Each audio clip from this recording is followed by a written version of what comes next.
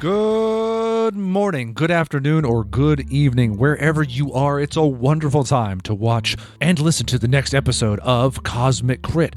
My name is Tyler. I am here once again to bless the audio waves with the introduction to this new episode, and I'm happy to do it because I get to promote my, let's be honest, new favorite podcast. That's right, Cosmic Crit held number one for quite some time, but sometimes the newest, best thing comes in and just dethrones the king. That's right, Dead Men Roll No Crits over on our Patreon is now weekly. Isn't that crazy? It just seemed like we just launched it. I blame Patrick, really, for creating content that people seem to enjoy. What a crazy... It's wild. It's absolutely wild, but... what that does mean is, of course, you're going to get to enjoy more pirate action, more pirate shenanigans, more Cosmic Crit content, but set on the high seas themselves. So if you're interested in hearing the hijinks of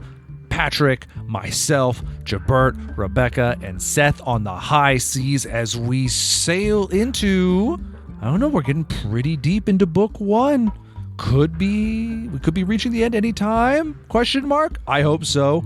There have been a lot of cool things that we've gotten to do, and it's a really good time. I consider myself extremely lucky for getting to play with everybody. So please go on over and check that out. Another thing I would like to say is that if you might have missed it, but recently we did a live stream over on twitch.tv where we actually did some of the playtests for the mech rules. If you missed that or you weren't able to catch it, check on our YouTube. We're hopefully going to have that up soon, and you can watch us go through the playtest. It was really short. It was about an hour and a half stream, but we had a lot of fun, and if you were interested to see how the rules might play out, well, we threw a battle together and really had a fun time doing it and enjoyed doing the new rules. I like the mech stuff. I think it's really going to add a fun flavor to future games. Really gives GMs a new, interesting way to craft some fun battles. And I had a blast doing it. So thank you to Patrick for putting that together. Thank you to my players. Not my players. Thank you for Patrick for putting that together. And if you're interested, head on over to our YouTube. Our episodes are up over there. I try to post our Twitch streams as well. Although I haven't put our Final Fantasy streams up there yet, my plan is to have them all there available eventually. That's just a lot of uploading that I have to do, but it will get done. And speaking of, we are still streaming every Thursday. We're doing Final Fantasy right now. Drew, friend of the podcast, Mike, myself, we just got to a pretty big moment, actually. Just surpassed it what would now be a few weeks ago. And we're just kind of chilling and having a good time. It's fun to see people in the chat, hang out with them, and have a fun conversation over on twitch.tv. So if you ever want to catch one of our streams, every Thursday night. Well, I think that's all the promoting that I want to do. So without further ado, why don't we get into this week's episode? And it's episode 148. A doozy. Masters of the University. Episode commencing in 3, 2, 1. Episode initiated. I'm not even angry. I'm writing in my notes. The Imago was a huge success. Even though you shot its brain and killed it, and blew it to pieces, and threw all the pieces in an acidic pool. Anyway, the Silumchuva cake is great. Welcome back to Cosmic Thinking with Crit Portals. This is your GM, your GLaDOS Master, Patrick here. And I just want to invite you down to my deep, dark testing facility. Joining me in determining the best way to test drone turrets are my 5 friends and test subjects. To my right, she can withstand falls from a great height. It's Rebecca rolling with Shell Zinnia. Hello. Across from her, a hyper-intelligent cube that I love for some reason. It's Drew, delivering Echo 7. Demand to see Life's Manager! To my right, nobody told this guy that the cake is a lie, and it's his birthday. It's Tyler, dredging up the Voss Show. All I wanna do is eat your brains. Okay, further away from the source material. Across from him, he's vibrating a tear in the space-time continuum in order to skip this next encounter. It's Jabert playing his Trest. Like a furry old lobster. And across the digital table, fastball special this little guy across the map and make him hit a button. It's Miles mixing it up with Sprouts. Good evening. You're a tennis ball. Your character, Miles, used to open doors. There's definitely a huge lack of giant mode puzzles in Starfinder where you have to just throw someone across. The first time I played this game was over at Patrick's house, and me and my girlfriend came over to Patrick's house, and Patrick and I sat down after I told him that I'd never played Portal before, and we made our girlfriends watch while we sat down and played the entire game. Well, original Portal you could get through in a couple of hours, so that's not so. I remember a couple of hours. I remember I don't my think wife. I ever finished it. I've never played it. Really good. Probably it was indeed my girlfriend at the time, but Natalia had to look away because it was very disorienting. If you're not playing the game, it's stomach turning in some parts where you're zipping through portals hundreds of times. Yeah. That game is one of the few games that you can waste at least so much time just dinking around, just playing. You're not even doing the game. You're just kind of whipping yourself around. And it makes you feel tremendously smart and stupid as you suddenly realize, oh, that's all I had to do to get through this puzzle? Right, yeah, but then when you figure it out, the two things happen at the exact same time. You're like, I'm an idiot, but also I'm kind of a genius, huh? Yes. Except somebody created this, and this is exactly how it meant to do. So they're the real geniuses, aren't they? Yeah, I've really enjoyed drop watching. is that? Narbacular drop. Yeah, weird name. I've really enjoyed watching some of the documentary stuff on sort of the design elements and how their sort of philosophy of teaching a player rules to the system without explicitly tutorializing things. It was really well done. It's just such a stellar game. So and good. one of the few games to have in-game commentary, which is really good. Yeah. The commentary is really fun too. Yeah. Yeah, there's not a lot of games that have that feature. No, and it's the best. It's cool. great. It's so Ultimate replayability. Yeah, I need that for some Metal Gear Solid games. I need to know what was going on. Well, and it handles. I mean, it's kind of to their points of tutorials and not explicitly tutorializing things. I really wish that became a more common practice. My wife, I watched my wife play a little bit of the Origami King. And that is tutorial overload on death. It's the opposite of the direction I wish a lot of games would go. Is there an owl in a tree asking if exactly default if you want to learn exactly what we just told you again, and if you are button matching, it's okay, you want to learn this again. Yeah, how dare you? Nintendo, do not make the default repeat yourself. You monsters, you know what you're doing. Yeah.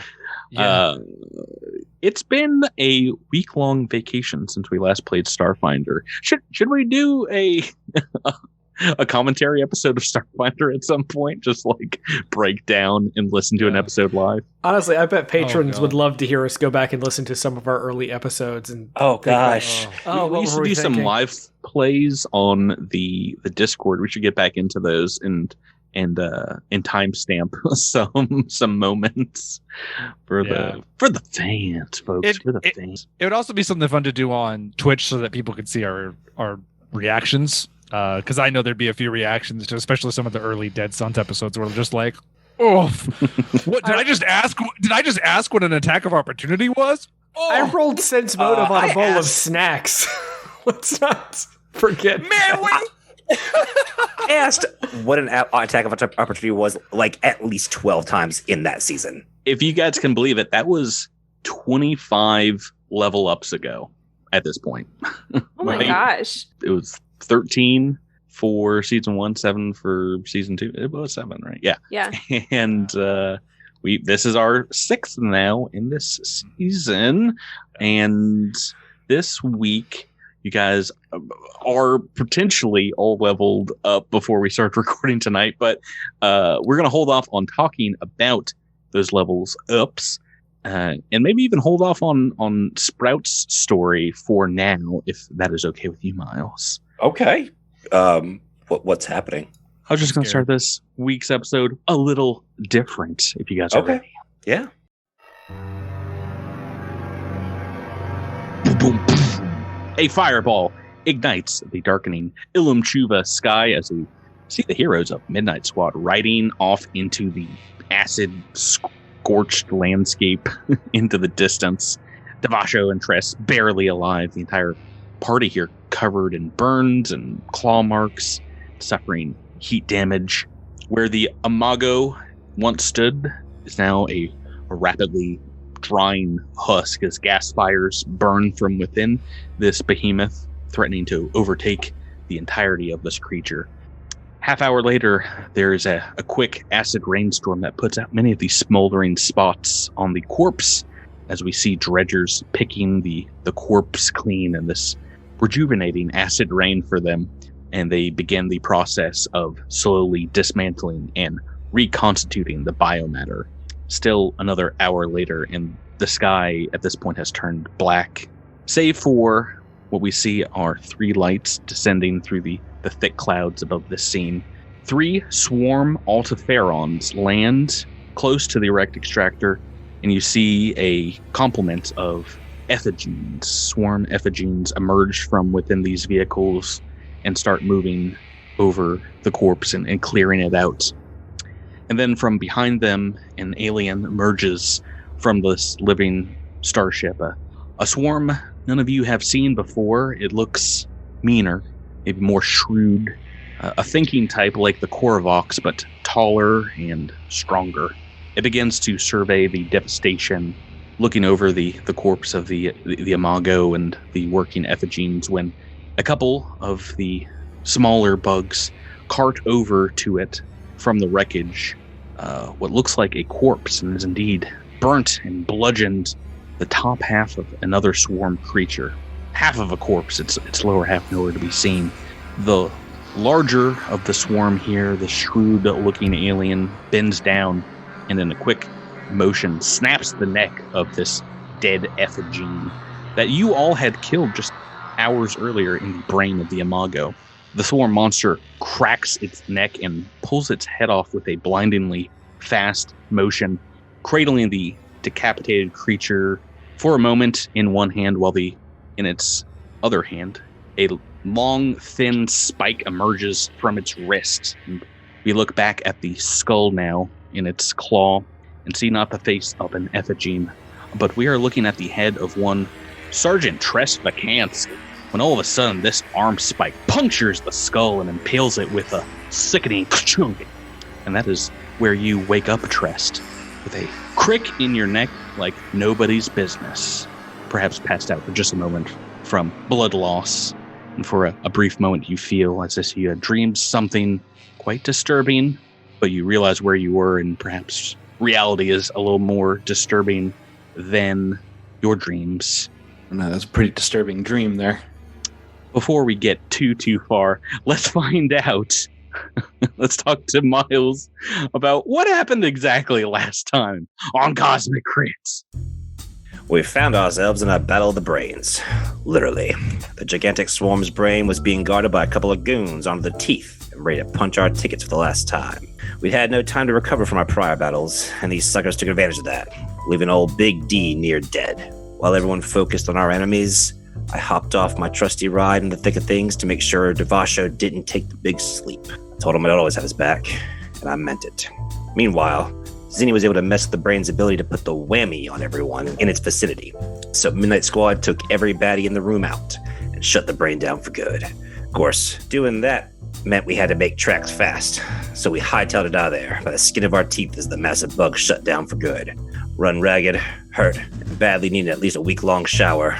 We had a rare piece of good luck when a vehicle from Clade Company zoomed to give us a ride. That is where you guys find yourself being driven by none other than the Sheeran Etchiax. Tress, you come to and realize you are in the front seat of this motor vehicle. Etchiax driving now through the darkness of night. But looking over her, you see that she too has suffered a great deal, many wounds on her abdomen that she's kind of holding in place as she drives with one hand. Do you need to take a break? Do you need me to drive? No, I shall be fine. We did see some resistance, but nothing we couldn't handle. No casualties either. Just some hurt. Excellent. I'm glad to hear that. How are you doing? Do you need us to tend to that wound?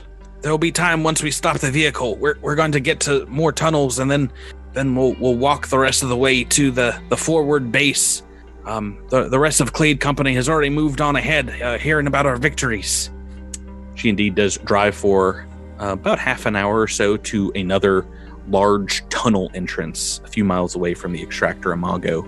Parks the vehicle at the entrance of this tunnel where you see night has taken over Ilum Chuva. And she makes a very grand motion, a sweeping motion, ripping a tarp off of the back of this truck that you guys have driven here in, where you see two large barrels that seem to be rigged up with a timer and some explosives between them. Etchiak says, we're going to blow the tunnel behind us to stop any Snoopy swarm from following. We're only 5 or so hours away from being able for you all to rest, and we'll continue on maybe into the morning if we can make good time to our forward base. We did end things pretty helter-skelter. It might be a great term for it. Trest and Devasho, congratulations on living to level 6. Hooray! Yeah, Thanks. Made it here. Yeah, no. After we started the extractor Imago, I realized even rested up, it is a hard series of fights. It was a dangerous dungeon between acid pools and all the enemies inside, and you guys took those last two fights just back to back. We did, and then it's obvious that being a large individual is going to have its problems. We've seen it 2 seasons in a row. But when the living creature that you're inside begins to implode on itself, all of a sudden those issues go from inconvenient to problematic. Yeah, to real bad, real quick, huh? Real bad, real fast. So not going to lie, the way that it is written in the AP is about 10 feet of the creature is gone every turn, and it starts from the far backside of the map and continues on. I think if Miles hadn't healed you up in combat when he did, if he had waited until after, you would have taken another, well, I think it was like 3d8 bludgeoning damage when the bug collapses on you. I got lucky twice. One was Miles's decision to heal me up. That was lucky moment number 1. And number 2 was Jabert deciding to spend an action to heal me when at the time, we didn't know if he really needed to or not. As it turns out, I absolutely needed it because you rolled so well on the acid damage. So much acid damage. I would have gone down again, and then we would have really been in trouble. What Jabert didn't say, which he at the time, was that he was just tripping on 4 hit points himself. 4 hit points. So it didn't matter how many resolve points I had. Like, if I took any damage, it was going to be like 5k. If you guys aren't Patreon subscribers, I've been doing, I think at this point we have 3 GM crit chats out, and the second one I talked to Jason Keeley about lying to players, and I said the reverse of that coin is when players omit facts from about their characters to their GM, and I think that was an example of it. Because I often ask, how are your characters doing? And I think at 4 HP should be a little bit more than they're okay. They're alive. Well, I was ready because Devasho can pull medium-sized creatures with his graviton abilities, and I was like, if I have to just pull Jabert's lifeless body out of this insect, I will do it, or we'll both die. I'm glad we both had some backup plans here. Yeah, and they weren't great, but we made it. While you guys are traveling here, I guess I brought this up to ask if you wanted to expend some more healing, if you have any, or try for some medicine checks to see if you can use that. You have an advanced med kit, I believe. Yeah, it depends on if we are if we like instantly level up or not, because I am 100% tapped out. All my spells, all my healing channels, all gone. We'll get to the level up, but right now, pretend like you don't have a 6th level. Then I take a long nap. Yeah. Devasho has 1 RP left, so I guess he'll spend it. So that's his stamina's back. Hey, you got that going for you, and you can take a 10-minute rest on this ride, or once you get far enough away from the explosives and they're triggered, collapsing the caverns behind you. Etriax will say, if you need to take 10 minutes or a half hour and start tending to some wounds, she starts wrapping herself up with bandages as well. So, So do we have an advanced med kit? Is that what we have now? Yes. so. Okay, so I think that's enough to get a little bit of healing. Yep, you've rolled a 20, so that will just apply level, correct? Not intelligence.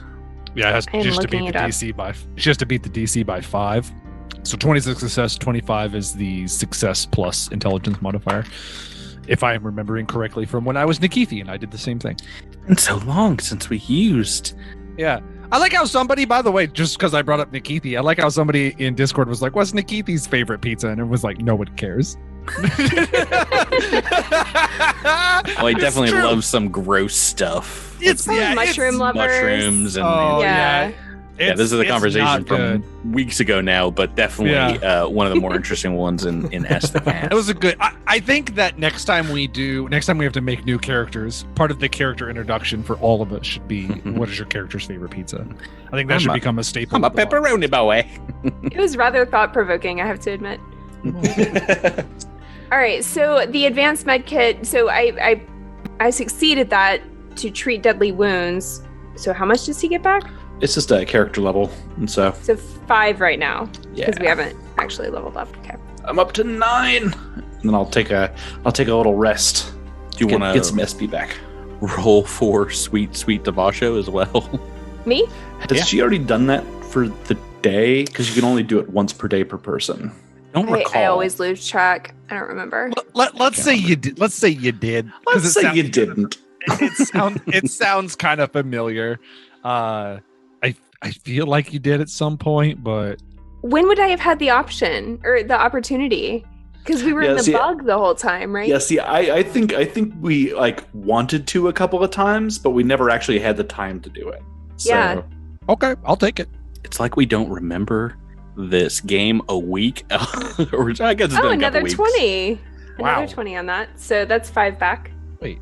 Oh wait. Wait, something. Sorry, something I forgot to remove my rank. So it would have been a 19, I guess. Your My rank? next roll worked. I She had- added a rank for level 6, so I took that away for the first roll, but forgot to do it for the second roll. Oh, that's fine. Don't worry about this. We've got a couple of successes here because I am looking at treat deadly wounds, and I think at Oh, right. So you do have the exceed the DC by 5 or more, so it would have to be a 25 with the advanced med kit, a 30 with the regular med kit.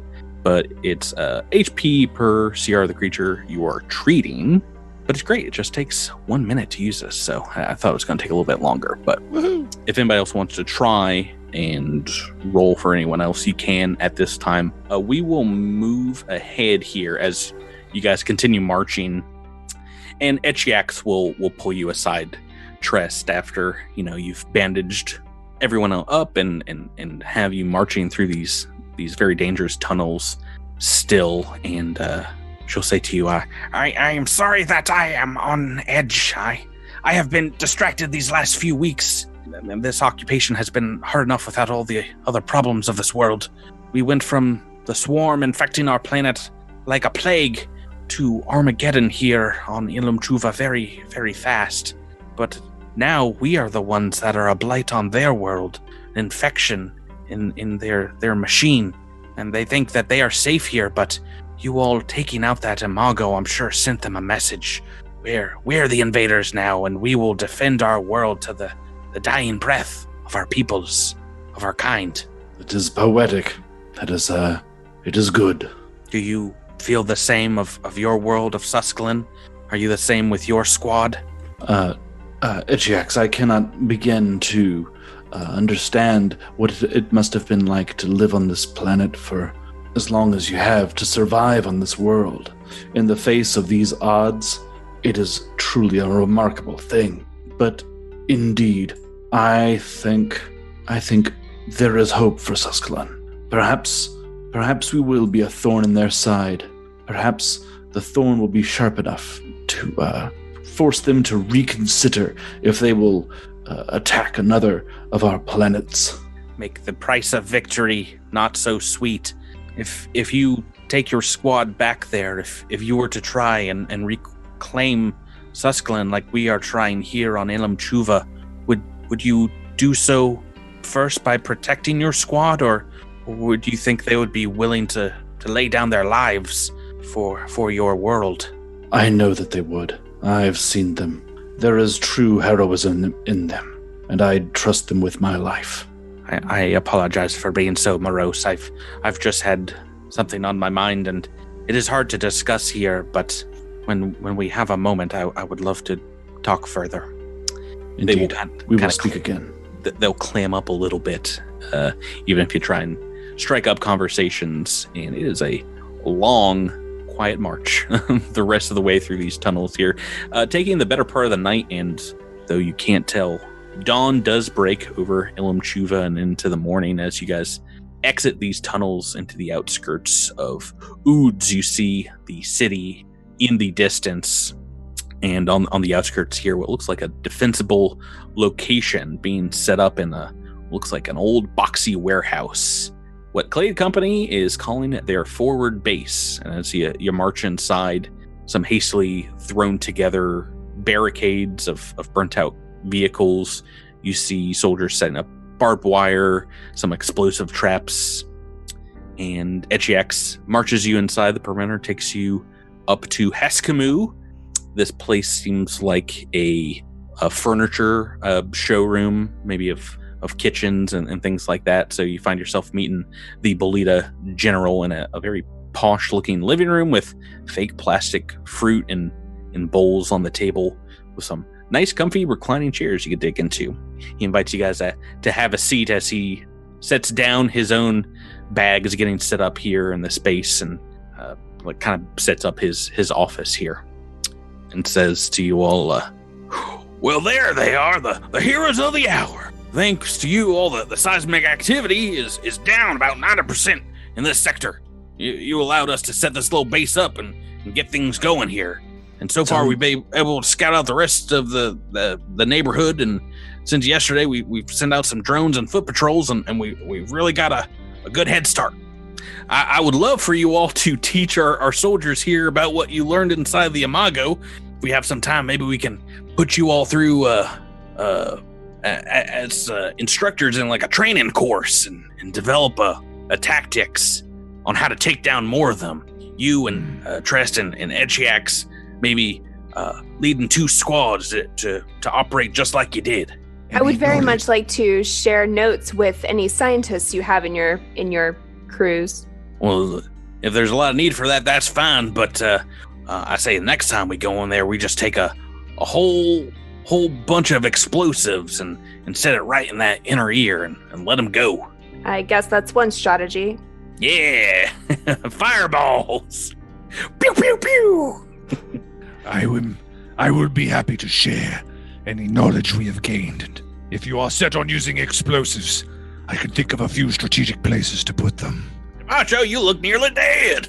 I can also teach you some things to not do while inside an Imago. Yeah, I think I might share the importance of rebreathers and things that would protect them from to acid-proof their armor before they go in. Yeah, do you have guys any large crawled soldiers? so they can walk. Yeah, there are Trogs who see you like nearly destroyed after coming out of that. You never go inside an Imago. You would be fools. Yeah, how many tiny people do you have? The Raxlight division is in and out. Yeah. Well, anyway, we'll get that set up. But here's the intel my scouts got from the university to the north. It looks like your attack has pulled about a third of the swarm dredgers out of the surrounding area. has a precipitous drop in their forces from what we can tell. He pulls up a digital recreation of the university before the invasion, what looks like satellite images when the area here was still green, and sends the hologram, kind of pings it to all of your devices, and then overlays what looks like drone aerial footage of the destroyed city, and says, the Odes is divided into two, and while you guys are investigating the university on the north side of the city, we're going to be doing some advanced scavenging missions here for ammo and armor, whatever we can scrounge up, and bring everything back to this forward base, and then on back to Clade Company headquarters. But if you all find something of import and you're not able to cart it off yourself, be sure to let us know, and we'll send someone to pick it up for the cause. Any scrap of equipment that's still in working order, well, it's going to be put to good use here on Ilm Juva. We will see what we can find. A voice calls out from behind you, chiming in as he walks up to the war table here and says, Yeah, I think that I might be of assistance in that department. It is Zinnia, your classmate, Jadvata, here, as well with Clade Company. I was like, Loachwort. Very different voices. Not what he sounds like. Yeah, it is not what he... I think I may be assistance in this department. That was a joke, referring to both the university's school hierarchy of departments as well as general military salvage efforts. It was a double entendre. We all very impressed. Thank you. You see, I remember quite clearly, before the invasion, Zessh University had been renovating and just received this massive endowment and decided to upgrade the atmospheric circulation and fire suppression systems across campus. Well, it was a class of Gelugon models of fire extinguisher they were replacing. And do you see where I'm going with this? Those are those old fire extinguishers that they had to recall, and they were outlawed in the pact over safety issues after that explosion on Verces. Well, I got to thinking maybe if someone were to get them old Gelugon cells, they could be converted into explosives of some sort fairly easily. Maybe a cryo grenade, or perhaps if you rig multiple ones together, you can make something a little bit more lethal. Interesting. And that's why I'm coming with you all. I can make those adjustments to the extinguishers on the fly if you find them. And in addition to that, I probably know the hallways a little bit better than you, Zinnia. I was there while they were in the process of this restoration when you left, so I might have a better understanding of where we're going. Have you happened to have seen any combat action? Well, I've been alive here on Ilm Juva for a while, but right. I'm just asking if you've seen any direction that isn't backwards. Oh, good one. But I'm not great with a weapon. No, but I'm scrappy. I'm as scrappy as they come. Well, if you're not great with a weapon, you're not great use for us. Zinnia, tell them. Yeah, well, you'll need some more smarts in this troop if you're gonna make it through the university. Yeah, not so fast, guys. I think we could probably use his help. Yeah, we're a bunch of dopes. We could probably use a smarty pants. Well, we have one smarty pants among us, but I don't know. I don't know. I can't think of any, but no, but if Zinnia speaks up, then Dabasha would say, "Well, you have someone in your corner that I hold in high esteem. If she vouches for you, I will be sure to protect you if anything goes badly." All right then. But if you put us in danger at all, we'll leave you there. Oh, please don't. Oh, he's just kidding. We won't do any such thing. Just stay to the middle. Stay to the middle of the pack. I do promise him, and just puts his finger across his throat silently. John Vaughn, it didn't hurt anyone. Dresses is like, ha ha ha ha ha. He's a very funny man. I hope you know the same goes for you all. If you all get eaten by them swarm, I'm probably gonna be turning tail faster than you can say a shearing on a 6th day. I can say that very fast. Don't, because it's a tongue twister and it'll make us not be PG-13 related podcast anymore. Sure, on 6th. Heskimu seems a little taken aback by this, but says, Well, all right then. Let's have at it. We'll start our operation tomorrow, and you all can head into the university. We'll begin to comb the city at the same time. Let's let you all rest up, though. Heal some of those wounds. Can't have you all walking in there tired and sloppy. Etchiax will set you up with a floor here with an advanced view of what's left of the North Hoods. Good luck on your mission, soldiers. Add light and rest you guys can through the day and night if you want, or you can leave in the night. It's up to you. Days?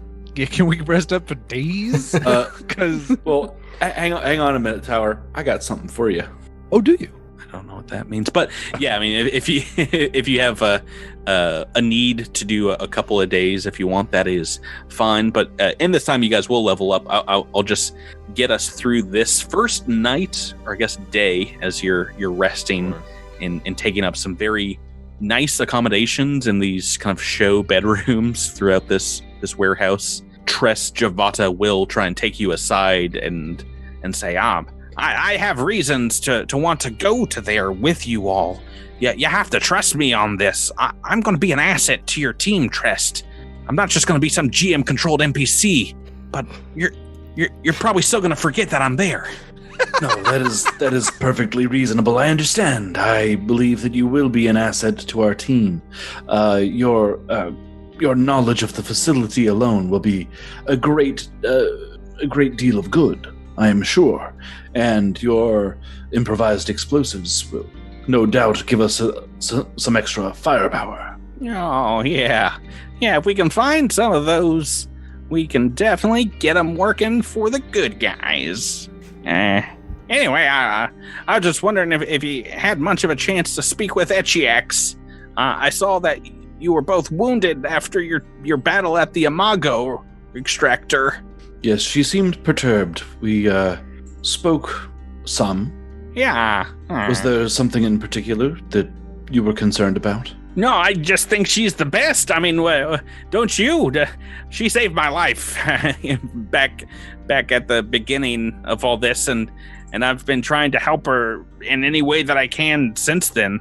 Well, what do you think of her? That makes two of us. She was the one who found us out on the top of the planet, right? She's the one who brought us in. Yeah. Yeah, that makes two of us. She also saved our hides, something fierce, brought us in, gave us this shelter.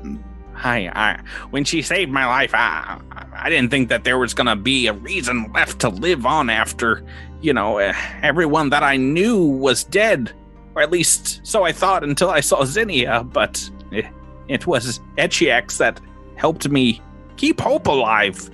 She's a fighter. She instills that in everyone around her, everyone that she leads. I can see that. That is truly a remarkable skill. I hope to emulate that myself. Right. I hope you spend the time to know her better, and me. I'm happy I'll get a chance to work with you on a mission. We're glad to have you aboard. Yeah, to the university, to Zessh. I think this will be great. Fast forward 3 episodes later, he's like dissolving in the acid pool. Like, no, I hate this. Why try a terrible decision? Why would you do this? I just keep waiting for you to say, "Did I do that?" No. Got any cheese? I'm Jadrata. Yeah, I'll as we're getting ready to head out, I'll stop by Itchiax's quarters and thank her once again for everything that she's done, and tell her that if we make it out of this thing, I look forward to seeing her on the other side. Yeah, she explains she'll be keeping comms open and attuned to your direction of the city. While there aren't any, like cell towers or satellites open, if you get high enough or within range, she might be able to hear distress call, or if you make some kind of signal, I guess. I don't know, like shooting guns in the air, like pew pew pew. right. Yeah. Okay. Well, we'll get back as safe as we can. Best of luck to you and your salvage team. You know what's gonna happen when you guys go to sleep, right? Nope. Tyler knows what's going to happen when you go to sleep. I don't think so. I think when we go to sleep, I gain back some hit points, which I desperately need to have back. How excited are you, Tyler, for this? I sleep? am terrified. So I mentioned it in our own private Cosmic Crit Discord, but I will say out loud, this so I have made this into a very huge pivotal point for Devasho. Devasho as a character is going to go two directions with this role, and I'm extremely nervous for it. But I'm excited to figure out where we're going. No idea. Right. First of all, you don't need to worry about making a fortitude save immediately for your, necrotic corruption. First of all, I just need you to make a completely unrelated fortitude save, just for fun. Do I get any bonuses to this? I don't know why that you would, but yeah, actually, you have like 18 things that give you bonuses. Anything that would give you a bonus to disease, you get that bonus here. Okay. I rolled a 19 on the dice. Ooh, good. So good that's a 28 altogether. Great, because it seems like your body is fighting some kind of infection as you get to sleep this night. You can feel your black heart kind of churning and starting to coagulate blood, and your muscles kind of feel dead for a while. And after a while, your stomach turns, you develop a cough, and you cough up this sticky ichor that seems to be kind of coagulated viral or bacterial spores in nature, maybe something from inside the Imago extractor. But you are able to push that off without any difficulty. But that is right before you go to sleep, when you fall unconscious. Once again, your moat visits you, promising power, promising strength, and promising, hopefully, an ability that will make you more difficult to take out. So this is third time in the adventure path you've been knocked unconscious. I think that's right. Somewhere in there. Somewhere in there. Moat doesn't like that. Moat likes being conscious and able to use these Solarian powers. So let's go ahead and make another fortitude check. No big bonuses to this, I don't think. No bonuses. Okay. Do I have a hero point? Great question. Can I use a hero point on this? We'll see what you roll, because I mean, do we do hero points? We do book rerolls, but you've got book rerolls, whatever. 2 successes, I think, for the last couple times you've had to roll this. So, oh my goodness, crushing it, Tyler! 17 on the dice. I saw it almost rolled to that 3, and I was like, I panicked. I had a moment of panic. Yeah, I've had the same necrotic corruption thing prepped since like the beginning of book 2, I think. So your moat washes over you again, but you are able to get a sound sleep and do wake up feeling at least not worse than when you nodded off. And your wounds start stitching up in that time. And finally, the last thing that happens this night before you guys go to bed, I guess this is kind of in the middle of the night, as you're resting, there is a single sentry alarm kind of sounding on top of the building, maybe just for a minute or so, and you hear some footsteps of the Clade Company soldiers above you. But as soon as, if you guys get up and start grabbing your weapons and stuff, the alarm is called off, and there's an all clear that is shouted through the hallways of this space IKEA. And a moment later, Echiax comes downstairs from the roof and knocks softly on your door, Zinnia. Do you have a moment? Yeah, she'll go to the door and just slightly open it. Can I help you? I'm sorry to wake you if that did not, but well, we had reports perhaps that there was another Strix on Ilum Chuva, and we thought maybe that it was some conflicting reports of you, but perhaps it is indeed true. One of our advanced scouts said that a Strix just swooped down and outside of the forward base and handed them this. Said it was for you, for Zinnia. She hands over what looks like a small postcard, maybe slightly yellowed and water damaged, rectangular plastic card. Seems to be from Zessh University, showing the old bell tower on the campus. And in a very similarly odd and brief note in a handwriting you recognize are just a few words. It says, "The bell tower, meet me there when it rings." Etchiax kind of looks you over and says, "What? Do you know a Strix here on Ilum Chuva?" I don't, but this is not the first time that they have contacted me. Oh? You mean before you came here? Well, I assume it's the same person. I've gotten strange notes before. I wonder if they're following me. We had not heard of any other reports of a flyer like you here. Was it someone following you or your team? Maybe back from the Suscalon system then? Could very well be. The first note that I received was on Suscalon. It's very strange. Oh my. Does your squad know about this? Is this something that you're going to tell them? Do they know? Have I shared with them the packages? No. I don't think so. Okay. Zinnia is full of secrets. No, you're a mystery wrapped in an enigma, wrapped in the unknown. And here I am telling Etchiax, who I just met, that I've gotten other messages. Yeah. I think it's time that I clued them in. They may be able to help. I don't know what this person's motives might be. I can't imagine. Do you think it wise that I follow their advice or their note and meet them, as they say?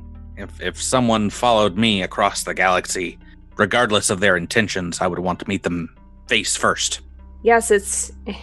I think it's an opportunity I would not want to pass up. Thank you, Etchiax. As she hands that over to you and heads out, and you guys finally get back to sleep here. Obviously, you are leveling up to level 6. Hopefully, the half hour or so we've been recording here already has given you time to finish. If you haven't, I know there's a lot of decisions being made this week. Lots of decisions. Let's go through, you guys. Just talk about one thing that you're getting here. One class ability or feat. I know there's a lot of changes happening. I don't know where to start. Maybe Miles is right. Sprouts. Is anything cool happening with Sprouts? Yeah, well, Sprouts gets an exploit. At Right. level 6. And so, kind of doubling with, I think, the last combat. I felt like it would be in Sprout's character to have something that allows him to offer more support to his front line. So I have chosen interfering shot. So for my debilitating trick, I can prevent my target from using reactions until the end of my next turn. Using reactions. Which means Pretty cool. that if Trest or Devasho are, doing melee with someone and they might need to get out of dodge or want to do something, if I hit them before their turn and they have no reactions, there's no attack of opportunity that can be taken. That Nice. Yeah, well, that also is really nice because it works on you as well. Mhm. Interessante until the end of your next turn, because I think normally those tricks last until beginning. Is that right too? Yeah, until the beginning of So- your next turn. Yeah. Yeah, but That's pretty cool. this because it's a reaction. That way, if it was my turn and I wanted to run away or something, I still have the opportunity to take advantage of that. Yeah, on the next one. That's nice. And it's not one. There are some that you can only do like once per 24 hours. But this one is basically it's just another trick. So yeah, if your trick goes off, Yes, I can choose to be debilitating as opposed to staggered or flat-footed. interesting. So in addition to that, well, there are things besides attacks of opportunity that some monsters do with reactions, which is interesting. I will need to keep that in mind. Just forget about it. Just forget about it. No, because so many good things are built into these monsters. Let's talk to Tyler next. Me? Devasho, anything exciting happening with your character? Oh, there's a lot happening. Oh no. We gonna be here a while, folks. We're gonna sit down, pour yourself a brewski. We got some talking to do. So this marks a moment for Devasho where he's been saved by he's been saved by the members of Midnight Squad so many times. And you know what's never saved him? His moat, this voice in his head, and his dark powers. He actually, I know. So Devasho used to be very connected to the photon side of the Solarian powers, of the Solarian thought. Yeah, we haven't really talked about that, but like before the AP started, you were like a Solarian with kind of like regular connection powers, maybe like a early level Alindra, just like feeling out both sides. Very much. He was balanced. And then when he became corrupted and necrotic, he lost connection to his photon abilities, and he has been graviton ever since. And so when this new day arrives and he has beaten back the temptation to embrace these dark thoughts and these dark powers, he combines that with what his husband always used to tell him, which, I think Devasho's always been jealous of his husband, that he isn't very good with words. He's not a good, diplomat like his husband is. And his husband has always told him, is like, where I am good with words, you are good with your light. Just let your light be what influences and inspires others. And Devasho's kind of very much lost sight of that. He's been so desperate to protect what's close to him, he's given into these darker powers. With him succeeding now 3 times in a row to resist this, I wanted to reflect that in his actual character and his abilities. So we're using a mnemonic editor, and we're going back and we're rewriting the entire core concept of Devasho. How many levels? Back to level 2. Okay. So we're taking Battle Leader archetype, which gives me access to some inspiring abilities that can help allies in times of crisis. Mm-hmm. This is from Near Space, correct? This is from Near Space. There's like 3 or 4 archetypes in there. This is a very Veskarium-focused archetype, but I think it works well with Devasho, who wants to really lead by example, wants to lead in battle with his own abilities and his ability to take down enemies and kind of be the vanguard of fighting. And which is, so every time there's a critical hit against a significant enemy, or we drop a significant enemy, one of these abilities can perk, one of the ones he's learned, and it can have he can increase surrounding allies' damage output, or he can allow an ally to regain stamina points. So he's got those aren't needed, right? No, there are a lot of different things that he can do depending on what he takes. And so that's going to be interesting going forward. Also, I want him to be able to be more in balance by having photon powers. So we're going to take some photon abilities as well. I don't like that one bit. Speaking as your moat, I'm not a fan of that. I know you're not. One of the and mainly that's going to manifest in one particular revelation, which you're not going to like. It's called Corona. Corona allows me as a standard action to envelop my body with a fiery plasma. I gain cold resistance 10. And more importantly to you, any creature that hits me with a natural weapon or a natural melee attack or a melee weapon is going to take 2d6 fire damage. Just that's it. You take it. And that's... Oh, and while I'm attuned, if you end your turn next to me, you're going to take damage half my Solarian level. So you're just going to take 3 points of fire damage anytime you end your turn right next to me. Burning in the fire. Now, is that anyone standing next to you? That is any creature that starts to turn adjacent to me. All right. So you self-immolate and then potentially... Yes. A Raxolite on your shoulder might take some damage. And one of the things that I get to do whenever I gain a level is I get to change the appearance of my shield if I so wish. And to show Devasho's change in commitment, I wanted to change up his shield. Whereas he used to have a very large tower shield, which I imagine to be, almost near his body length and height. I've changed the design to be a very large round shield. So completely circular, much kind of like the shields that we see when we think of like Spartan soldiers, with kind of Hylaxian images, depictions going around the edge of the shield. And then at the very center of the shield, there's an image where it's half the image is a sun. So it's like half a sun with red and orange, like solar flares coming out of it. And then the other half is a black hole with a purple accretion disk coming around of it to show the balance and duality that he is trying to achieve. What the actual pronk, Tyler? Do we need an entire side episode to talk about the changes to Vasho? You're getting so cocky just because you're rolling some good fortitude saves. I am, but I'm gonna drop that RP down to 0. We'll be back here tomorrow night. No, I hope not. But no, your characters, you've succeeded. Whereas I got a freebie with like the Force March. In book 1 me with that one. You took the second one because you sought the power. That's awesome. We probably should talk more about all these changes. Monarch editors, one of my favorites. So nice. Let's continue on the level 6 train by Drew knows who's next. He's ready to rock an Echo 7. What happens with a soldier at level 6? A combat feat.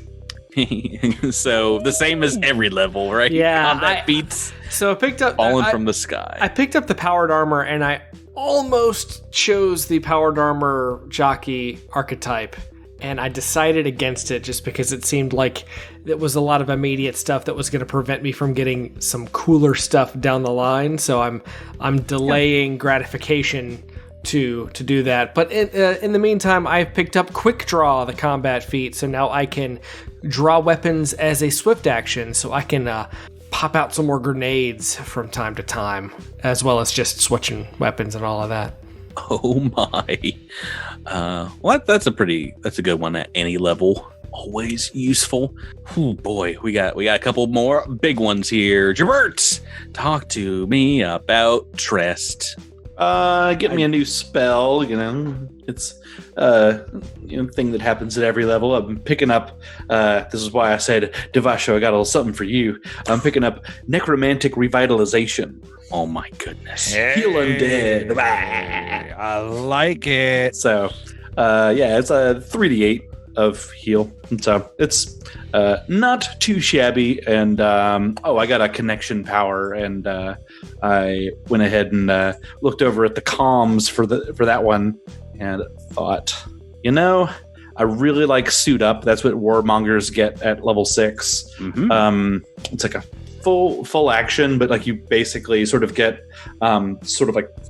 energy armor. Sort of you get like a +1 to both your armor classes. You get like a fly speed. You get bonuses to your saves. All sorts of cool stuff.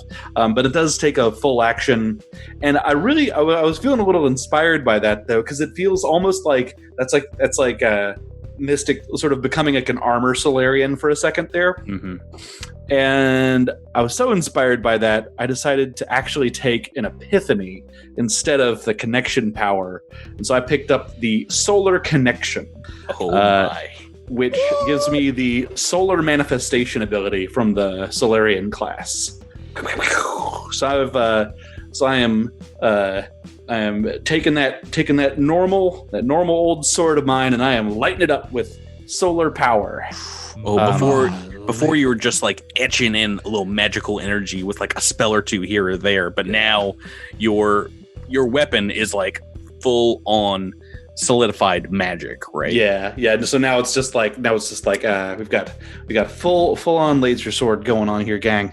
Have you guys heard of mutually assured destruction in gameplay design or world conflict? Because 2 operatives, 2 Solarians, and a jacked up soldier does not a balanced party make. These APs are made for 4.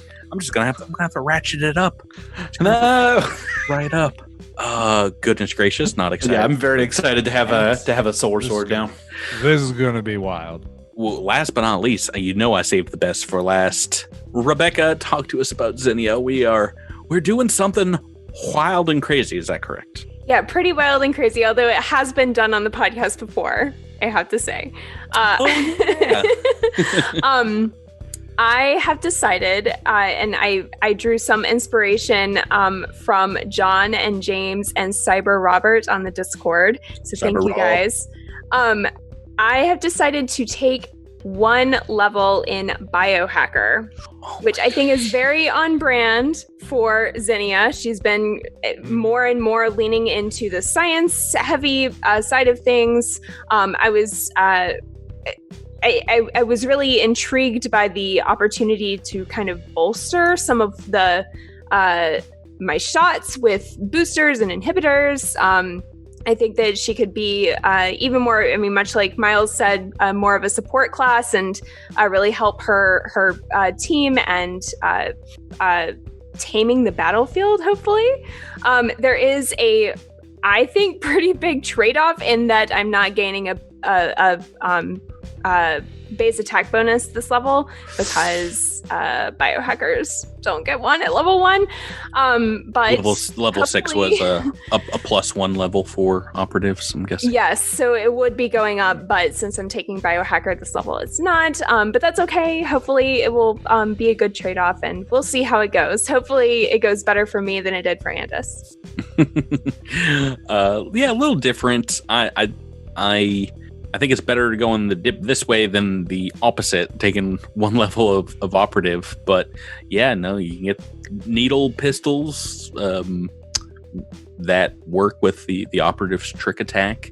Oh my goodness! I'll definitely be dual wielding my pistols, at least for the time being, because I'm going to have to make an injection pistol for the purposes of biohacker abilities, but still need my regular weapon for, actually doing damage.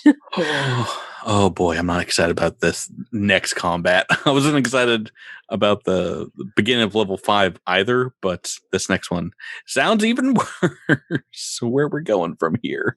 Are you guys ready to get back into it and try out these level 6 PCs? Oh yeah. Very ready. Yeah. Oh yeah. Oh, Here we go. I am Once again, it's quite excited. It's only been a week since we played last, but I'm sure everyone is chomping at the bit. Oh, right. You guys the next day see Jadvata assembling a massive pack, a comically large backpack, tantamount to wearing like a hobbyist's environmental suit. Very little armor provided. It's light armor, but you do see that he wisely is thinking ahead, has some acidic resistances built into this suit, and is already protected from the polluted air. He says, I'm ready to travel. Are you all excited for our excursion? Zinnia, how excited are you for this class reunion, huh? Pretty excited. Well, watch out. I hear the new class at Zessh is a little bitey. So I'm going to be pretty well behind you all. Maybe a good 15 feet or so. But if you need any help, I can aid. I've been healing some wounds, treating some wounds of Clade Company over this past year. So I'm not too shabby in that. And I can help point out features of things that require physical science in our journey. Yeah. That will be a welcome expertise. We appreciate you coming with us. No one's put any ranks in it yet, I think. No, we are very lacking in the physical science department. I think I might have put. Wait. A rank. Jadvata probably has yes, more expertise than you do. I did put a rank into it. Oh, look at you. Right. I'm so +5 physical science. Oh, look at I was gonna say, like, what is it, like +12? I have +6 and I have no ranks. Sprouts' expertise is like taking dirt and like rubbing it between his fingers and then like licking one of them. Like, he's been here. Like, he's a detective. The mud. That's the mud from the murder site. I'd bet my career on it. Why are you tasting mud off this guy's boots? In his closet. It's gross. Your guys, this oh yeah, that's a good point. That's like your pajamas. Yeah, mud's not exactly a foreign object to him. I call it home.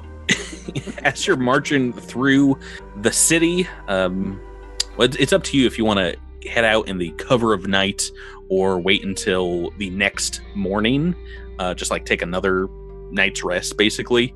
Do you guys have preferences on when you would like to move? Devasha would definitely. He needs to rest and meditate. I mean, he's not only meditating on his own abilities, but he needs to rest. I mean, I have 42 hit points that need to come back, so that's not something that two 8-hour rests are going to get. So, I think maybe it would be nice to do 1 8-hour stint and then have everybody dump as much, and dump a bunch of healing to whoever needs it, including myself, and I'm sure Tress needs some as well, and then do another 8 hours and then take off. So, Jabert, your new spell, Necrotic Revitalization, is that it?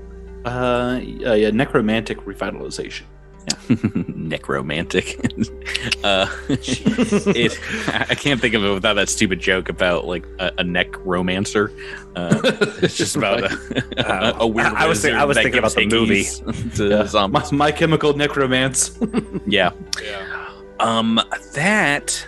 Do you have a description on that spell? Yeah. With the touch, you replenish the negative energies that animate your target, restoring a number of hit points.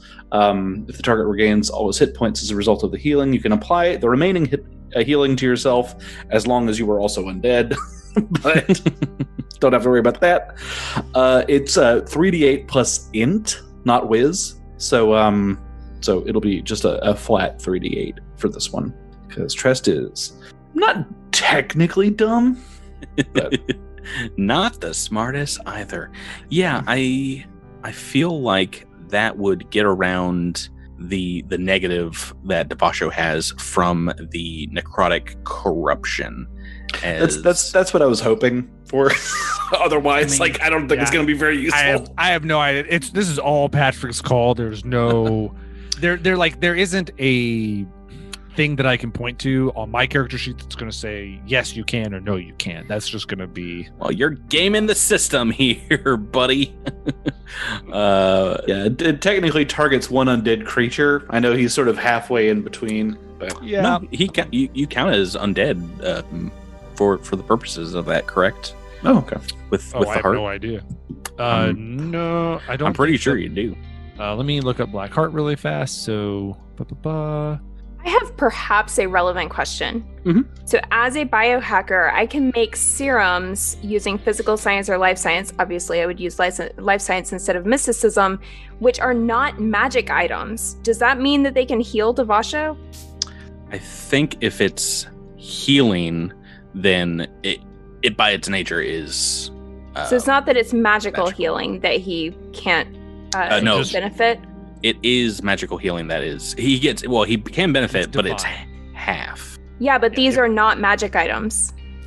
These are serums. There's like a specific wording in the sort of the thing that's like, these are not considered magic items. Well, if that is the case, then the healing might still be magical, but it's not technically a magic item. So you can't sell it for for whatever. I mean, from what I'm aware of, it's just 50% on any divine healing. So, what is the ability that you're thinking of, Rebecca? It's under custom microlab. It counts as a basic med kit and a chemilizer. As long as you're in possession of your custom microlab, you can use physical science or life science instead of mysticism to make serums.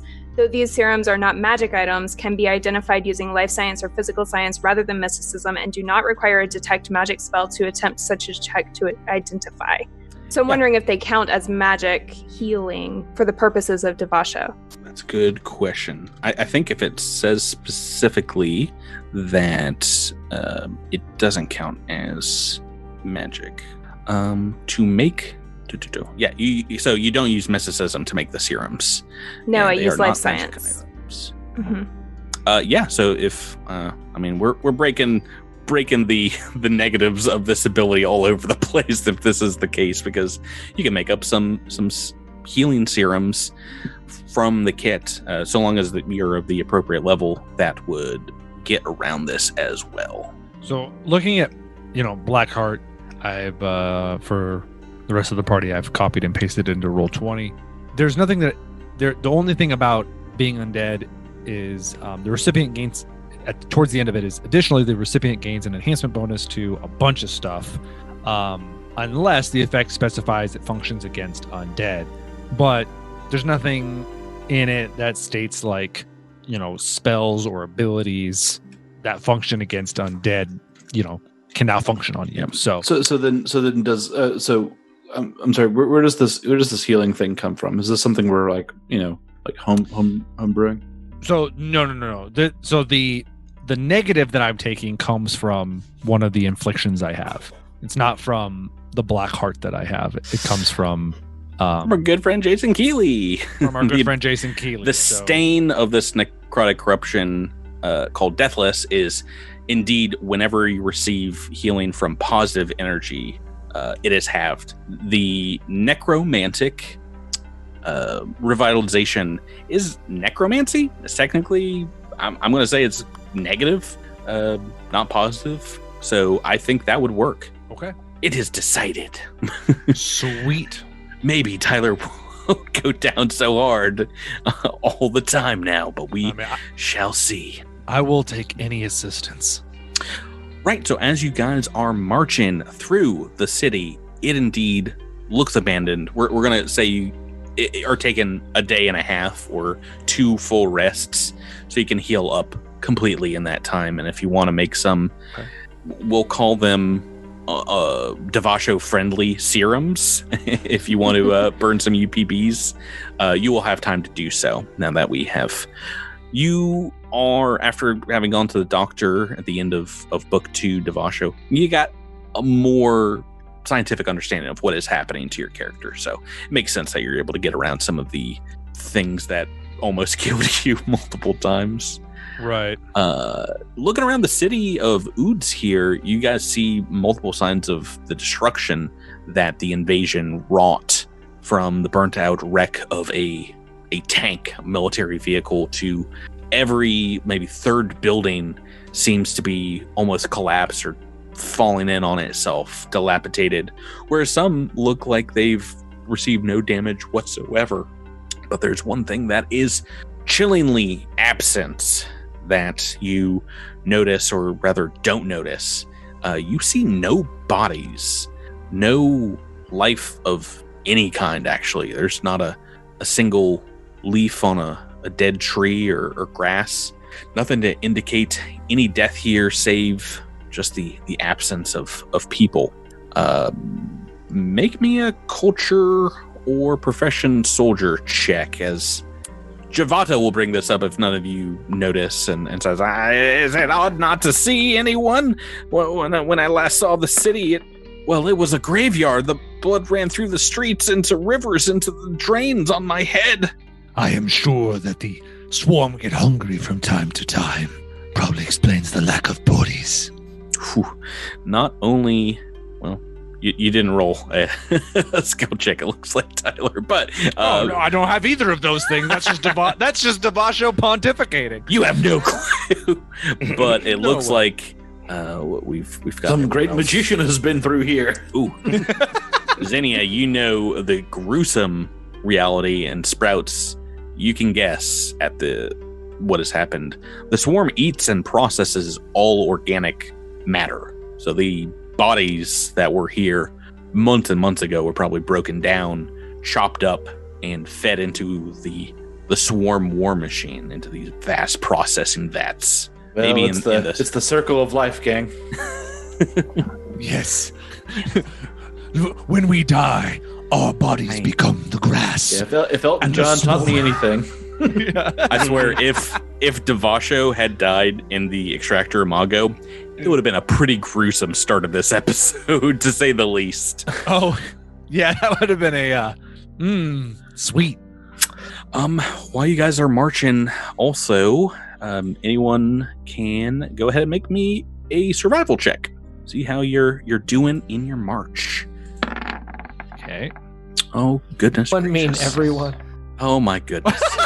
Just multiple 20s here, all over the place. I thought I set this DC too high, but thankfully you notice one of those very imposing acid rain clouds coming directly in your direction, like down one of these side streets. the same one that overtook the Flash Viper just a few days ago when you arrived here on Ilum Chuva, and frantically over like the next 15-20 seconds you're able to run inside one of these apartment buildings and get down into the basement. As you hear outside for like a minute and a half, there is a torrent of rainfalls and whipping winds that seem to burn through the city. And just like when you were inside your ship safe, it's just a minute before the cloud passes and you guys see and hear the winds die down and rays of light piercing the clouds outside. Hey, it's really good that you did that, because this getting caught in the acid rain can also kill people very easily in this party, including Jedvata. It would have been a very short we can just leave them out. Well, it's bad news bears no matter how you break it down. I in my prep for this episode went ahead and got all the rules for what happens to armor and weapons and things when it's just coated in acid. I looked up the DR for all your guys' armor because it's just 3d6 per round that you're stuck in this acid, and it takes a number of rounds to get out of the acid, even if you make another high level survival check. So pretty happy you've gotten through that. We are moving on a few hours into your march through Uds. Jedvata, as you like pass a series of large apartment complexes, say, it's just here, it's on the other side. And walking through these buildings, you see the city kind of level off a little bit in a wide open plain surrounded by different academic buildings, including the slanted roof of what you recognize to be the atrium, like at the middle of Zessh University, Zinnia. But as I said, the last time you were here, it was the quad in the middle, a vibrant green full of plants from all over Ilum Chuva, and it is just a brown stain in the city's center at this point, where indeed the gardens hung. There's just these deep fissures running across the quad that looks like its soil is turned into an ashy powder, pitted and crusted from the acid rains that you just avoided. Getting across the quad here might be a little difficult because it is some of the cracked, uneven, kind of lurching chasms that you've seen elsewhere here on the planet's surface. If you're flying, it is not that difficult at all. Zinnia, I imagine do you want to try and take someone over these chasms? Can I carry anyone? I think you can carry a little Sprouts. Yeah, that's probably all right. about it. Yeah, I'll carry Sprouts around. He can ride in my backpack. Everybody else, we're talking Trest, Echo 7, Devasho. It is going to be just an athletics check to scale some of the rough stone around these fissures in the courtyard. Try to avoid falling in or triggering some kind of collapse. Echo 7, you are first. What'd you get on your roll? That's an 18 on the die for a 32. Oh my goodness. You guys are really good at rolls now. Who wants to go next? Oh, I will go. Do not feel good about this. 19? Rolling rocks all night here, Tyler. Oh man, it looks like you roll the 19 on the dice, but this is a 9 plus 10. That is a success, and I think I was going to give you a little bonus because you can almost step over some of these fissures daintily. Trust, what about you? You got a roll for me? Do you have a flashback to the caves beneath Ultranius? Oh, it's all happening again. Oh no! Pit traps. Yeah. I just I take a few steps back and I get a little run and start. Yup. I'm gonna ready 20 to catch him. Oh, that's a success. Oh, are you getting ready to help Jedvata? Oh what? yes. Yeah, so Jedvata's getting to make this roll too. no. He follows right behind you, Tress. No. Yeah, no, don't worry, I'm rolling it. Oh yeah, and he's falling in. No! I catch him. Yeah, well, you guys are right next to each other. Oh, well, can you make a reaction to use some graviton powers at this point? Yes. What power? As a reaction? No, not as a reaction. Well, then I will allow I'll allow any of the three of you that were not flying here to make a reflex save to try and to grab at him. Ooh, not my best. Oh, But Devasha really wants to save him. That was his promise. That was a little more difficult than the DC 15 athletics roll. Devasha, you are able to just reach out and grasp him by the scruff of his shearing, scaly neck, I guess, chitinous neck, and pull him out like a wet kitten in a drain pipe. Forgot he was here. I told you you'd forget all about this. Next time, NPC. maybe next time we should explore the idea of a fastball special. It's something we've been meaning to try for quite some time, and I feel like you would be the perfect individual to try it out on. Please don't throw me. Okay, I will respect that wish begrudgingly. All right, so moving up here, I have moved us to the map of the main building, the atrium of Zessh University.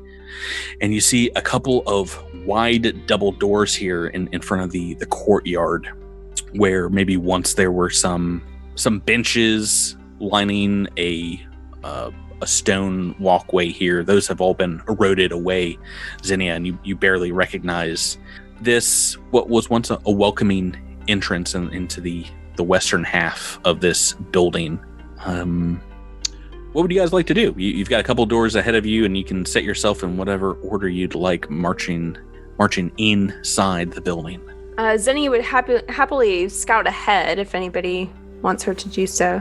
Yeah, I'll post up next to the door, sort of ready to rush in if anything kicks off. But I'll let Zinnia go ahead. Zinnia. Like to stealth to do this. Stealthing the door open? Yes. Go ahead, make me that roll. I motion for our friend to get up next to the wall, not stand out in the middle of the field. What? That's a 35. What are you talking about, Trast? He's gonna ruin my stealth roll. He's trying. He's trying his best. You guess you don't understand that GM NPCs work against you whenever they can. Whenever they can. Why I was happy just not having him at all. Miles knows what's up. Right, so you are able to creak that door open, and the first thing you see, Rebecca, maybe to the, I have to remember this is not north is up map. On the western side of this huge atrium is a collection of junk on the far side of the room, where it looks like another door set on the west that you didn't even see because it's just covered in trash. Behind this pile of trash looks to be a Koravox waiting for you, perhaps, and looking in your direction, but not able to see just the door slit and a single Strix eyeball poking through comedically. Zinnia would tell the gang, "There's a Koravox in there. All right, gotta be careful." Time for some Defrex hardiness. Oh, no, guys, I really prefer when you just run into rooms and a giant brain is there to attack you. Please. Who's getting Defrexed? That's gonna be our good friend Devasho. Oh no. Thank you, friend. I will use this well. And then I might honestly drop a battle mind link down. What does that do? This is like the first time the whole campaign that we've actually gotten the drop on somebody. Well, thank Zinnia and her stupid, really high stealth throw. You rolled a 35 here, Rebecca, and I just like, yep. I was looking at it, I was like, I need to roll a 20, I think, for them to see you, to hear you. I will. Devasha might look at everybody and goes, I will go through the door and charge at the enemy. All right, so so I'm gonna drop. What exactly is Battle Mind Link? So this is Battle Mind Link Lesser. I can target two creatures with it. When they each roll initiative, they use the higher die result of either one of them, and they also both get a +2. their That's initiative. pretty nice. Who do you think is going to roll well, and who do you think is going to roll poorly here? I mean, I would love to stick it on our two operatives, since they have like real dope initiatives. Mm-hmm. Pretty much guaranteeing that they will probably go first. That is, but do they need that? Yeah, do they even need it? I mean, Do they honestly, even need it? yeah. Ugh. I mean, yeah, What about it the won't hurt slow anything. soldier or Solarian friend? Devasho has as many bonuses to initiative as he does eyes, and that's 1. Oh, I get it. Yeah, I'm gonna stick it on our two operatives. All right, Yeah. let's go ahead and roll initiative, and whoever wants to kick off the combat. I am very upset. I am by- very upset. opening the door or whatever. Oh no, what'd you roll here, Tyler? I rolled a natural 20 on initiative. So Oh. bad. Oh boy. By the way, I think is that 2 nat 20s in a row from me? Ooh, that's really good. So Miles, well, Rebecca, you've rolled a 5 on the dice for initiative, and Miles has rolled a 19 on the dice for initiative. Is that correct? How that works? So now Rebecca Zinnia just gets a 19. Yeah, she gets a 19 plus her initiative plus 2. Okay, well, Whoa. guess what? The 2 operatives are going first. Who saw this I coming? can't even beat him. so I what can't even does beat him that- with a natty 20. What does that mean my actual number would be? So what's your bonus? 25.07? 7. So 7. So it'd be 29 plus 9. So yeah, 28. Oh, that's pretty good. Well, guess what? Zinnia or whoever wants, you can take a surprise round to open up the doors in front of you, and I'll let you guys open up both of these in front of Dabasho and them. And at that point, when you do, you'll be able to see that they're hiding behind what looks like a huge statue in the middle of the atrium. Here is another Korvox. Both of these guys in very full cover, but after you open the doors, they will automatically see you folks. That's a surprise round, though, if Yeah, it's fine. I'm jumping fine. in. Yeah, and Zinnia, you can start us off in turn 1 here. It's going to be a while before I go, it looks like. All right. Thinking Hmm. if I just fly up and over, I can avoid some of the cover that they're behind. Like, how tall is the statue that the Korvox is behind? Good 15 feet, and that one you'd have to get basically on the either side of him to negate this cover. He's hugging the statue pretty well. All right. How far can you fly at level 6? 30. Okay, so maybe not able to negate his cover, but can move forward and still try an attack. Yeah. Do I have... I'm trying to figure out what the hypotenuse of height would be if I flew upwards while flying forwards. So I could probably go to like 20 feet and then up some. Yeah, then up about 10 feet if you want to try.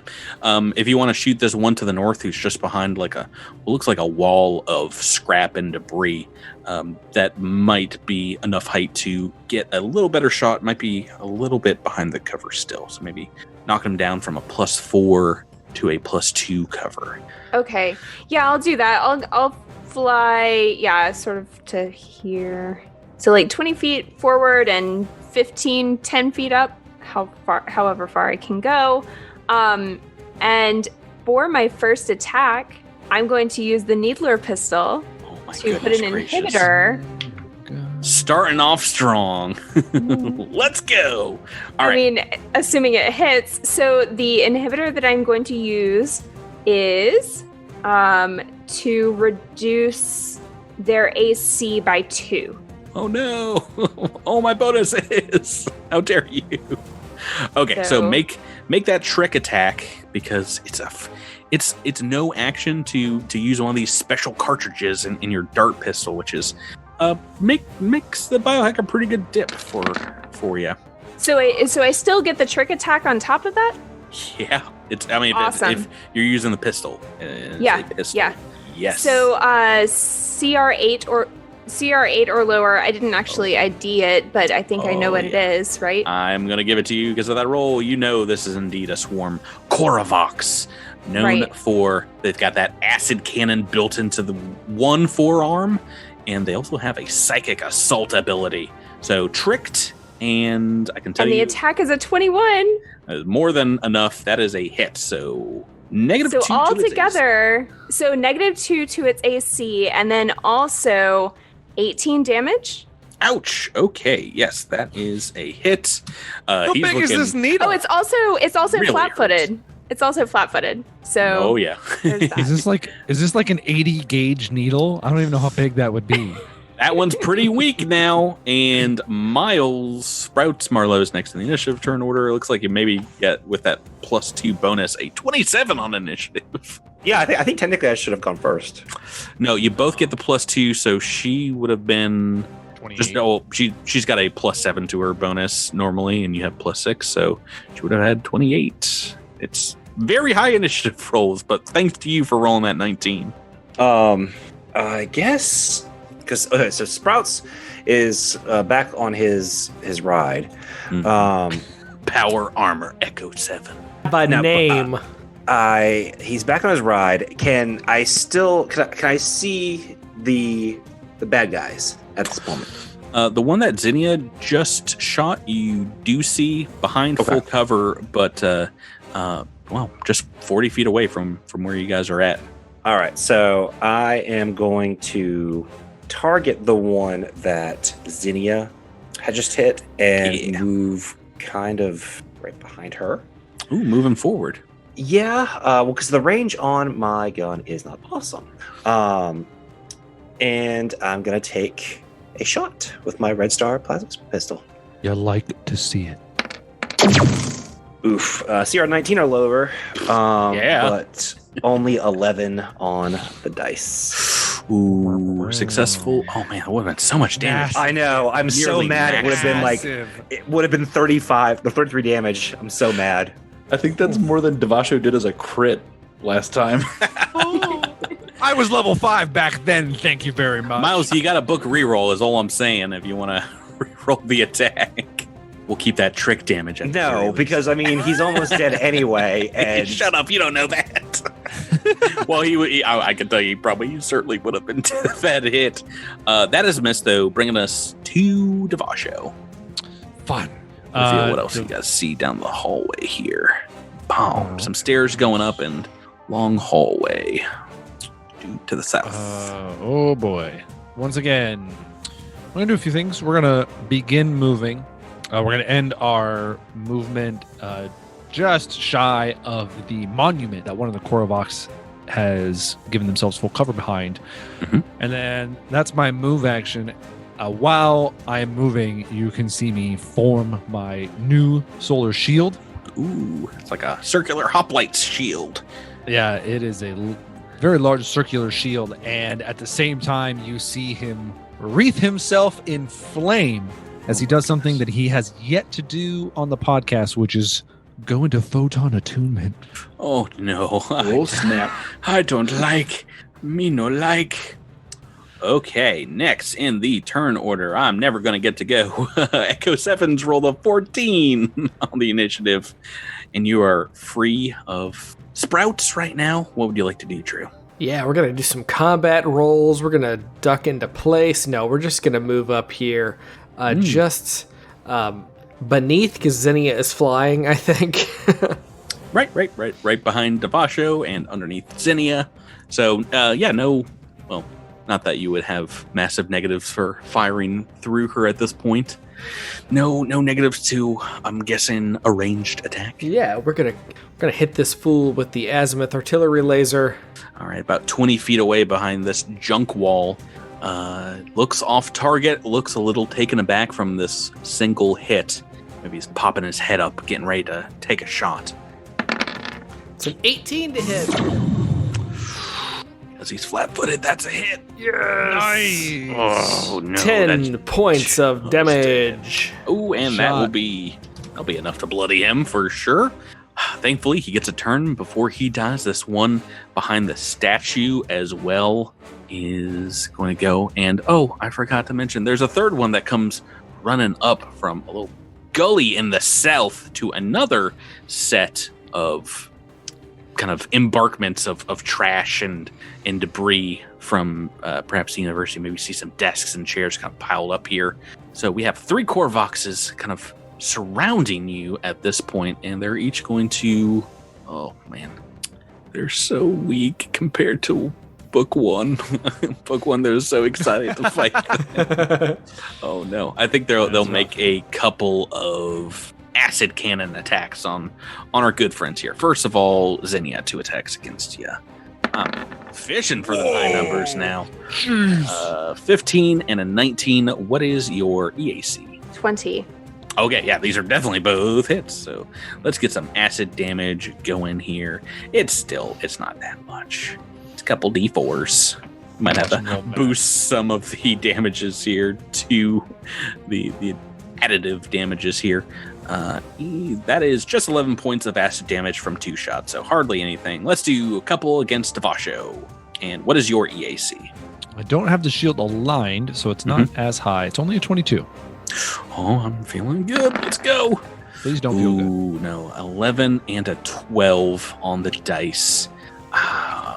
With both of these at -4. Ooh, actually, nope. 12 is going to do it. Because these Korvoxes trained and were ready to attack you. So, a piddly 7 points of acid damage. And the last one who just came into the party. Ooh, the acid cannon just has a reach of 40 feet, which means I think the shot's going to go... Yeah, it's going against Devasho too, right within that first range increment. Oh, this is just going to be this first attack because he moved. Oh, those are misses. Get out of here. 4 on the dice. Yeah, blah, blah, blah. That is all of their turn, bringing us to Trest. Jabert, you hang back here, but you now you're in a tactical advantage as you've seen all 3 of these things get in position.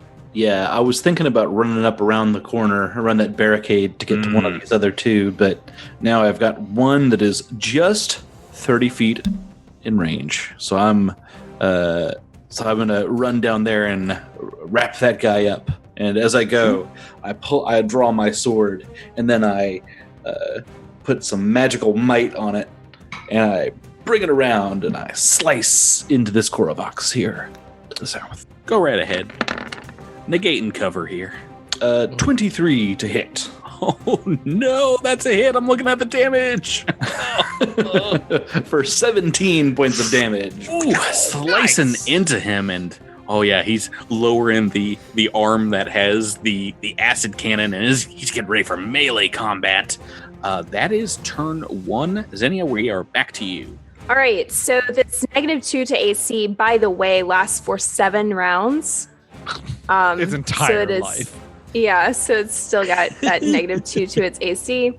I am going to pull out my sonic pistol with my other hand and take a shot. Okay, that will be a move action still, yeah? Yeah. Oh, I figured she was wielding her guns before we ever went in. I mean, we were prepared outside the door, right? Yes, but you did open the door, which requires a free handy. Oh, I'm counting. I'm counting all them actions, boys and girls. All right, fine. She'll use a move action then to pull out her other pistol. She now has one in one hand and one in the other hand, and is going to take a shot. So just avoid or ignore the trick on this. Hey, if you wanted to play a 4-armed creature, there's a plethora of choices in Starfinder. I know. All right, so that's a 25 on the attack for 10 damage. Wow, oh my god, it's still so much. This thing is hanging on by a thread. Oh, jeez. Is he gonna survive this one to the far north? Negated cover here. I guess that flat-footed ends, but he's still got the negative from the inhibitor. Sprouts, Marlowe, Miles. All right. Get on home. So he's definitely gonna. Oh wait, so the guy I fought last time is still alive? Still alive. He doesn't look very good. Well, then I'm gonna pop off a shot on him then. Okay. Ooh, the kill steal himself. That's a natural 20. Overkill. Oh, and the trick is CR3. That is trick too. While you count the damage here, I guess. I need to go to our Patreon, which has exploded with popularity when we started giving everyone what they want, which is pirate APs. Yar, And, there be our reason. I want to thank some of our new $10 pledges, including, we just got one back in July. Zephyrius, thank you very much for being a Pronkin patron and above. A fancy Marmalao is the $10 level. And, thank you for sending a very nice message along with it, and for supporting us. That kind of stuff juices me up and helps me in editing long hours in the night. Miles, I will tell you, this guy is dead. He's dead it doesn't matter. A shadow of a doubt. I just, I think we just want to know at home. Is it like, God, it's so much. You roll the trick damage again, but just here we've got 27. Mm-hmm. Yeah. So it's going to be in the 30s. You might have done enough damage to kill this thing at full health. Oh, that's awesome. Yuck. Gross. Way to go. Way to crit. And Devasho, we are back to you. Okay. These will not count as significant enemies, I'm just realizing, right? Significant enemies? Yeah. Right. They will? Do they have to be of a certain level to count as that? I thought at the very least, this encounter. Yes, a significant enemy has to count at within a certain range of levels. We'll figure that out later. It doesn't matter at the moment. Mm-hmm. Devasho is going to, of course, move around and try. I don't know if you have a melee weapon out. You can probably perform an attack of opportunity. They always do. Then go ahead, because Devasho is going to try and circle around and get behind this Korra box, pinning them between the monument they were hiding behind and himself. I don't like anywhere this is going, but let me make that attack. Oh boy, natural 20. There we go. There we go. I can do it too. I can do it too. Thanks, Miles. Somehow this is your fault. No, it is. I learned it from watching Miles. We need to shout out another one of our amazing patrons. I'm trying to get to all of our. Can you go an ones. Episode without critting me? That would be like, mwah, chef's kiss. Nice. Faust 42, thanks for supporting us on Patreon. This crit's for you. Double damage here, no card because they are indeed CR3. But you remember the claws from the end of book 1. They're a little more dangerous in melee. All right. 19 points of slashing damage. It just rakes right through your shield and across your carapace. Yeah, but don't forget, Defrex Hide. You're taking some damage as well, Patrick. Oh no! And you have DR at this point. Yeah, I do. Oh yeah. So you said 19, but I'm only going to take 14. Yep. How much damage am I taking? So no, the DR is the full caster level. Yeah, it's your level, which is 6 now. So 6. But is it still 2d6 damage to the enemy? No, just caster level of damage. Oh, okay. So 6 points. That's the first damage on this one. Ooh, is that gonna? And that's not gonna hurt. Certainly, we've seen attack rolls do less damage. Yep. So, but you are also going to take 2d6 points of damage from my Corona. So I'll go ahead and roll that for you. 4 points of fire damage. Now, is that when you make an attack? No, that is when you hit me. Oh, goodness gracious. I've fallen right into your trap. I wasn't listening when you explained your hour-long level 6. I was trying to be as concise as possible, but there was so much. All right, and we haven't even gotten to an attack roll here, which I imagine is coming as well. We're at 10 damage already if you're counting at home, folks. All right, let's see if I can't hit you with a shield. A big shield. Oh, I'm going to whiff. Trying to read a natural toot on the dice. A 2 on the dice is a miss. But that's okay. I'm in prime position, so I'm happy. I'm happy where I am. Okay. All right. So, thankfully, this guy gets another turn. Hopefully, Echo 7. We are on to you, Drew. Yes, we are going to turn our attention to the one that Trest went after, and we're going to take a single shot, heavy fire. All right, behind some cover, but no negatives for multiple shots from you. Can you hit him? Cover is meaningless.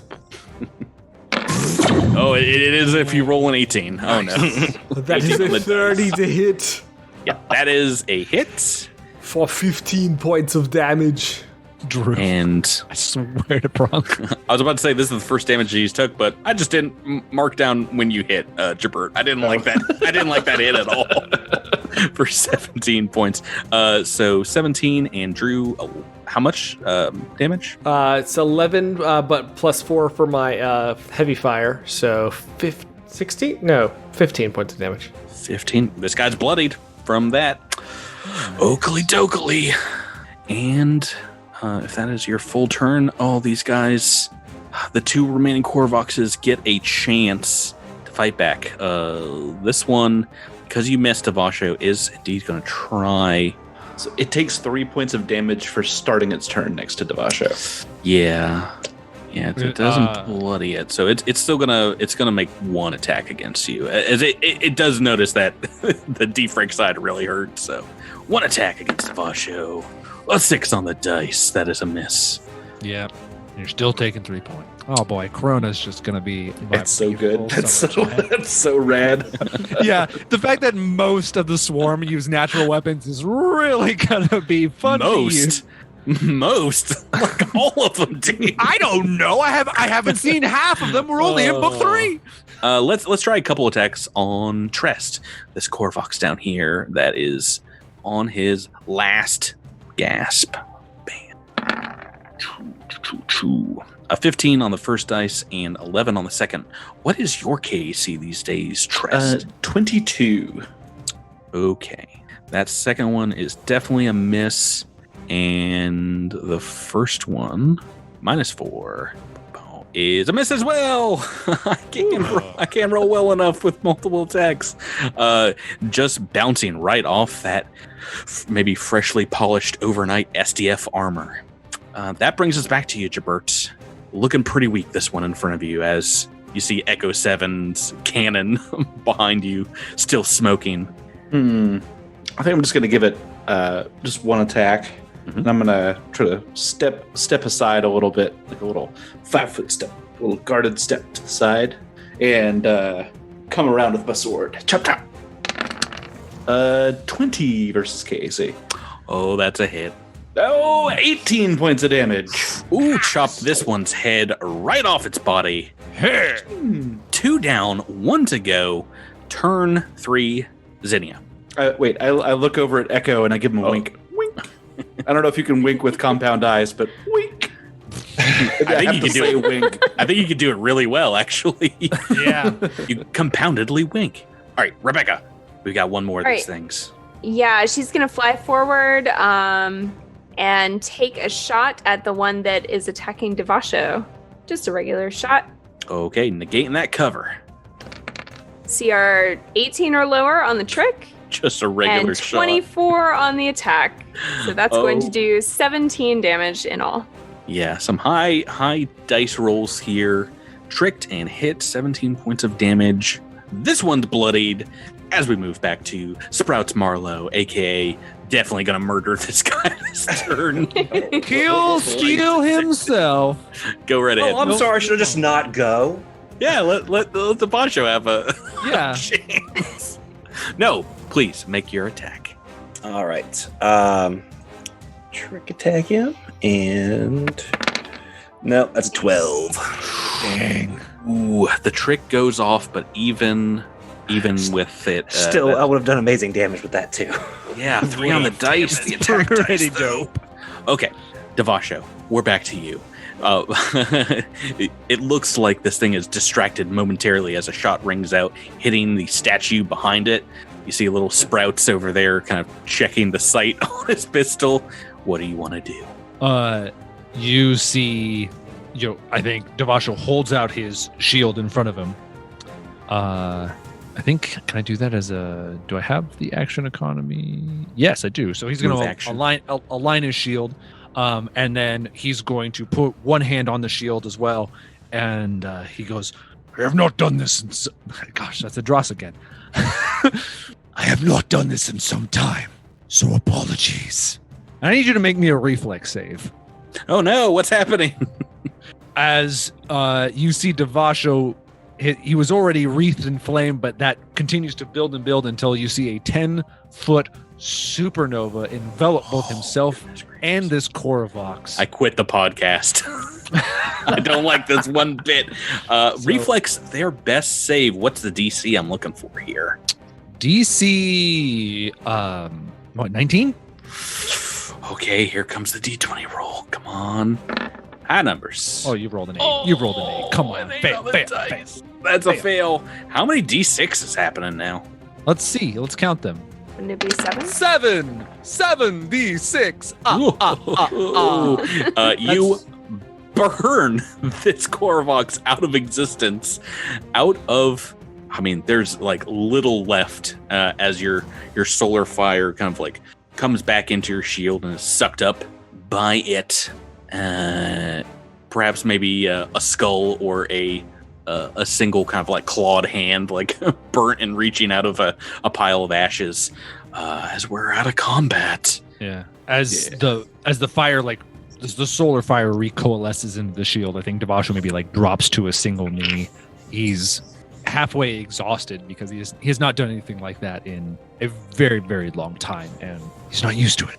I think Zinnia probably had a wingtip singed during that, and it probably took her a bit by surprise, since this is the first time she's seen Devasho do anything like this. Oh, wait, like one of your companions got burnt by a supernova? I wonder what that feels like.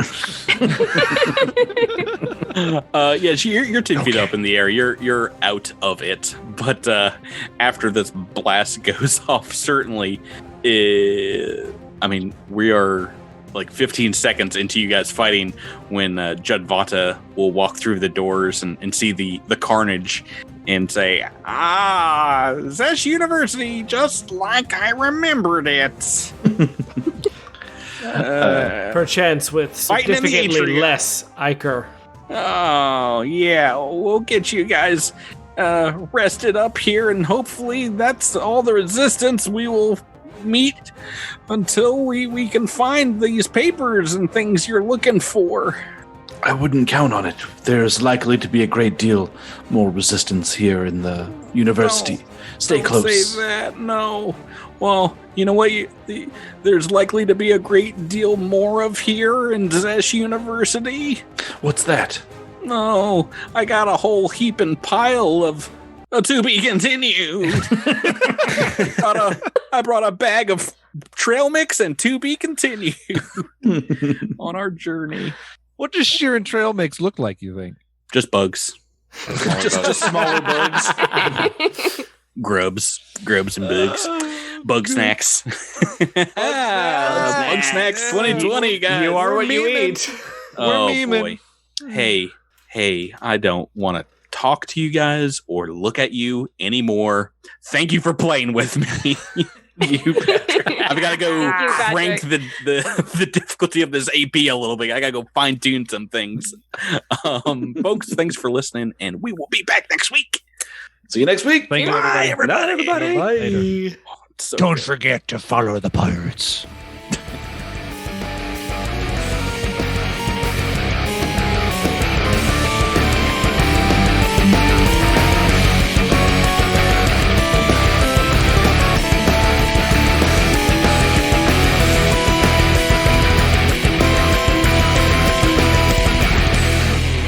Thank you for listening to this week's episode of Cosmic Crit. This episode has been made possible through a sponsorship with Roll20 and the backing of our Critamander fans on Patreon.